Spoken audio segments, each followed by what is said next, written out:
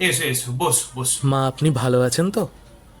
মা, এখন তো বিয়েটা হয়নি, সবে কথাবার্তা চলছে। আগে দাঁড়াও, জেনে নি বুঝে নি ছেলে কাকে পছন্দ করে এনেছে, তারপরে না হয় মা বলো। এখন কাকিমাটাই ঠিক আছে। ছেলে আমার ছোট থেকেই পড়াশোনায় খুব ভালো ছিল বুঝলে, তাই বাইরে একটা ভালো কলেজে পড়াশোনা করতে পাঠিয়েছিলাম। তখন তো আর বুঝিনি ছেলে আমার কেরিয়ার প্ল্যান করতে গিয়ে পুরো ফ্যামিলি প্ল্যান করে নিয়ে চলে আসবে।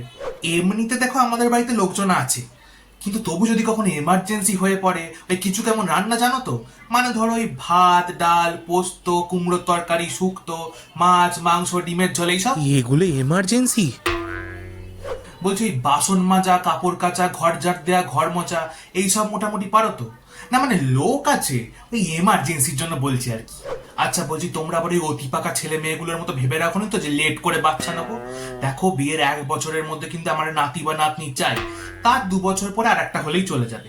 মানে ঘরের মধ্যে বাচ্চা কাচ্চা কিলবিল না করলে কি আর ঘরটাকে ঘর বলে মানায়? তা তুমি চাকরি করো শুনলাম, তা বিয়ের পর আবার ওসব কি দরকার? আমার বাবু যা রোজগার করে পুরো হেসে খেলে চলে যাবে, তুমি ঘরে থাকবে ঘরটা সামলাবে। আজ তাহলে আসি কাকিমা। হ্যাঁ হ্যাঁ, এসো এসো।